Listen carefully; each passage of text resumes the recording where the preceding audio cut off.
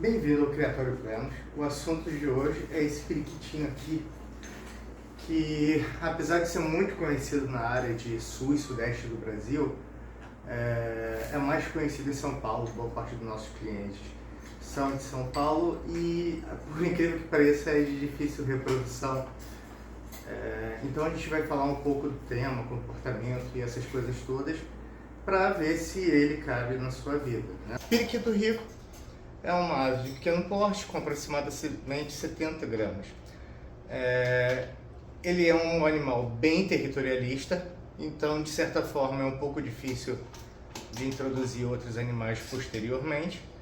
No entanto, é um pet maravilhoso. Todo mundo que já teve esse bichinho aqui é completamente apaixonado. E o engraçado dele é que ele tem potencial de fala, né? Lógico que ele não vai falar igual um papagaio, mas ele vai ter esse potencial de fala. Para quem tem interesse, né, que é uma das coisas que quer, é importante pensar se realmente isso daqui não se adaptaria a você. Ao contrário de algumas aves mais populares aí, como o ringneck, ele é um animal muito mais interessado no proprietário, né?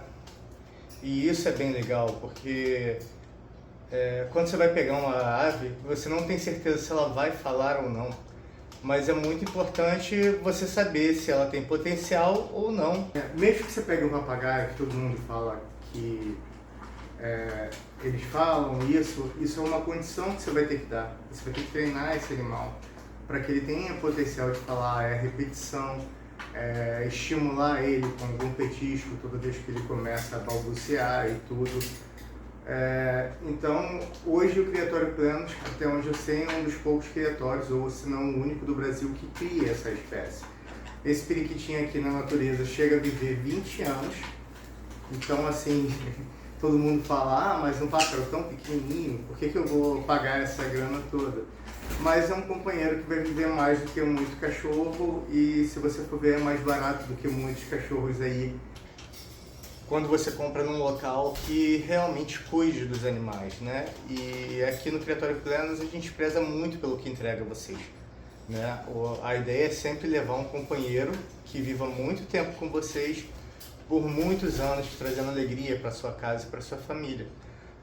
Então quando você pega uma ave, você não tem que olhar só a beleza, mas ver se o comportamento dela se adapta ao seu cotidiano, né? Apesar desse ser pequenininho, ele grita algumas vezes e já tem relatos de alguns clientes nossos que às vezes eles gritam um pouquinho mais quando estão sozinhos.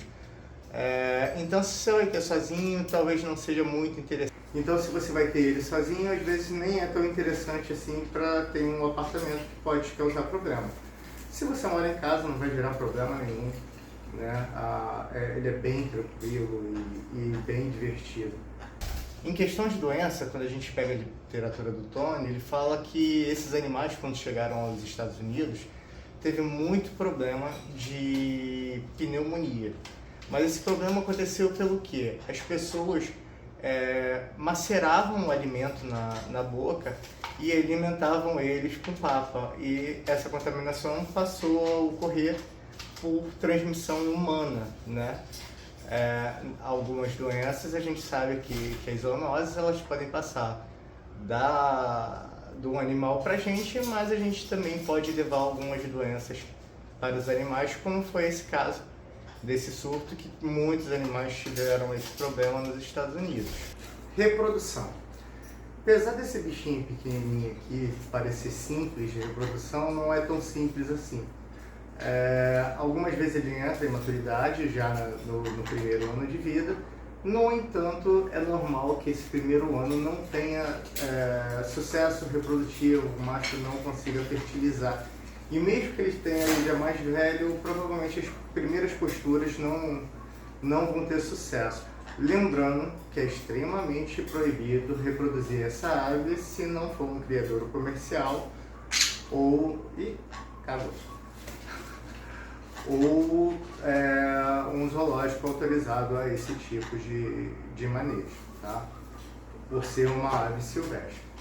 Não é qualquer pessoa, não é você comprar um animal de um criador comercial, um casal que você vai poder reproduzir.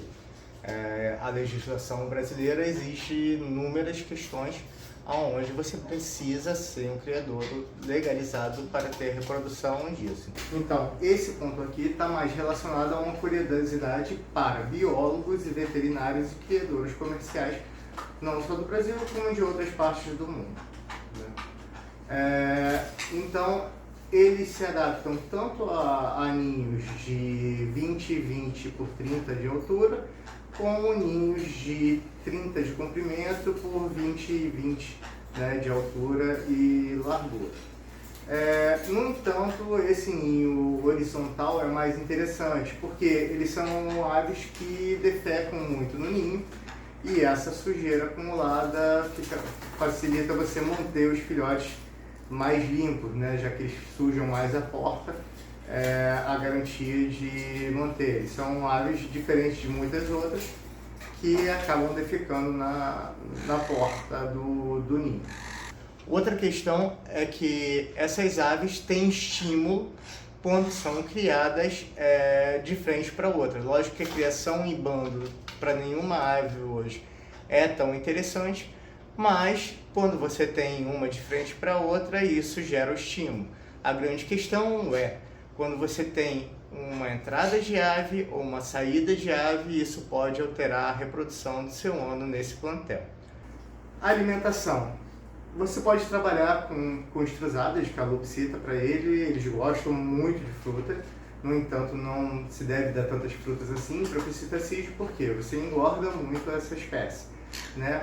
Semente 1-2 vezes por semana não tem problema, desde que em uma quantidade ok, né? Você pode dividir ou dar um dia de lixo ali, de semente para ele, ou uma vez na semana, ou, né, você pode dividir isso daí em 2 vezes por semana e beleza.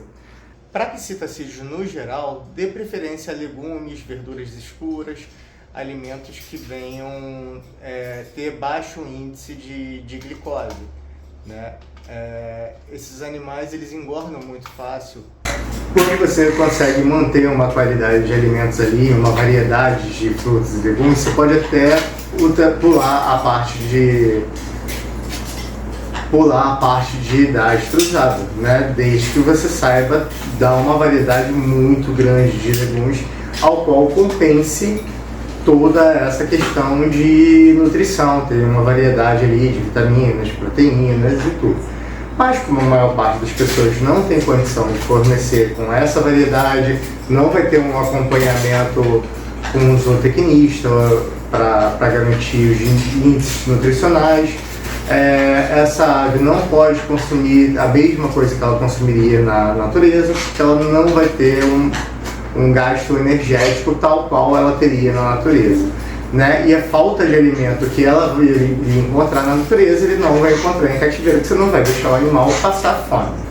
Então, o que você pode fazer? Ter a base nutricional destrusada e oferecer alguns legumes e verduras para ele, até como enriquecimento ambiental, um pouco de semente, um pouco de oleaginosas com uma boa qualidade de gordura, como nozes, castanha do Pará, castanha de caju, amendoim, mas isso em baixa quantidade, porque também é uma comida muito gorda, né? E para quem quer treinar o seu bichinho, aprender a usar essas comidas oleaginosas para treinar, é uma excelente opção. Então, o que você faz? Você dá essa nutrição para ele quando você quiser treinar. Então, toda essa semente de girassol, castanhas, tudo você vai dar quando você for fazer um treinamento com ele.